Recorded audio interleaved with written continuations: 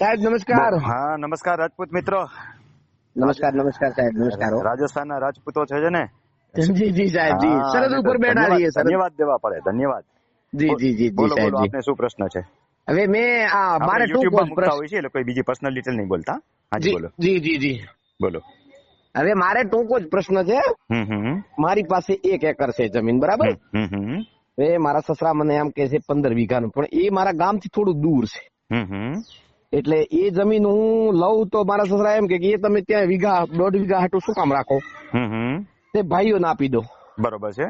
પછી એકાદ વર્ષ કે ભલે 2 વર્ષ પછી હું દસ્તાવેજ એમનું કરીશ. એ લોકો કઈ ઉતાવળ કરતા નથી.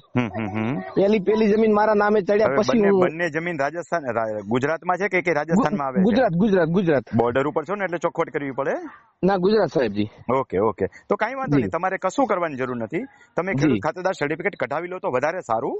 બરાબર. મૂળ ખેડૂત ખાતેદાર સર્ટિફિકેટ કહેવાય ને. એ ઓનલાઈન IORA પોર્ટલ ઉપરથી નીકળે. હું તો બધાને સલાહ આપું છું, મરજિયાત થયું છે છતાંય કઢાવી લેવાય. એટલે કઈ પણ ક્ષતિ હોય તો આપણને ખબર પડી જાય. હાજી. જેમ કે ઓલા સરકારી નોકરીમાં જાય એ પેલા છે ને એનો ઓલ બોડી ટેસ્ટ કરવામાં આવે. એટલે કઈ પણ ખામી હોય તો સરકાર છે પછી જવાબદાર ન રહે. ખબર પડી જાય કે આ ભાઈ ને આ છે. એટલે આપણે ખેડૂત ખાતેદાર સર્ટિફિકેટ કઢાવી લ્યો, નખમાં રોગ નથી, ખબર પડી જાય. એ ક્યાંથી નીકળશે સાહેબ? IORA પોર્ટલ ઉપર અરજી કરવાની. પછી જે પ્રિન્ટની નકલ નીકળે એ કોઈ પણ ભણેલ ગણેલ ને કેશો ને એટલે એ કરી દેશે. અને મારા વિડીયોમાં ઘણી બધી જગ્યાએ મેં શીખવાડેલું છે. મેં આપના વિડીયો સાહેબ જોયા હતા. હાજી. એટલે સાંભળો, આખું માર્ગદર્શન આપી દઉં. એટલે IORA પોર્ટલ ઉપર મૂળ ખેડૂત ખાતેદાર સર્ટિફિકેટ માટેનું ઓપ્શન છે. એમાં જઈ અને અરજી કરવાની થાય. કોઈ પણ છોકરાઓને ઓનલાઈન ફાવતું હશે એ કરી દેશે. નહીતર કોઈ અરજી કરવા વાળા હોય, વકીલ નહીં રાખતા, વકીલ ફી 10,000 રૂપિયા 5,000 રૂપિયા લઈ લેશે. કોઈ પણ ને ઓલા સોફ્ટવેર ની અરજીઓ કરતા હોય ને તમે, હમણાં દાખલા તરીકે પાક સહાય છે એ અરજી જે કરતા હોય એવા કોઈ પણ પાસે જાવ ને 100-200 અરજી કરી દેશે.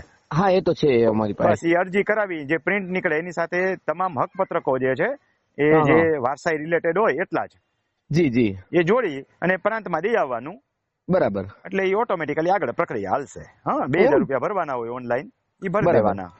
હા, એટલે એટલું કર્યા પછી હું ભલે 2 વર્ષ પછી મારે ઓલી નામે ત્યાં પછી ગમે ત્યારે લ્યો. પછી ખેડૂત ખાતેદાર સર્ટિફિકેટ મળી જાય પછી મૂળ જમીન વેચવાની નથી. સસરાની જમીન તમારા નામે આવી જાય, બરોબર છે જી, પછી તમે આ જમીન વેચો કે શું જે કરો એમાં 7 નંબર ચડી જવું જોઈએ.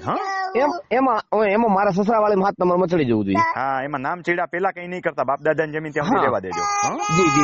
સસરા વાળી જમીન હું તો કહું સસરાનું છે એનું ખેડૂત ખાતેદાર સર્ટિફિકેટ કઢાવી લ્યો. ક્યાંક એની ખાતેદારી તૂટતી હોય ને તમારી ખાતેદારી મટી ન જાય ક્યાંક. ના, એમને ઘણી છે જમીન. ઓકે ભલે. એમને ઘણી છે. ધન્યવાદ સાહેબ, આભાર આપનો. ભલે આવજો. જી. શું દીકા?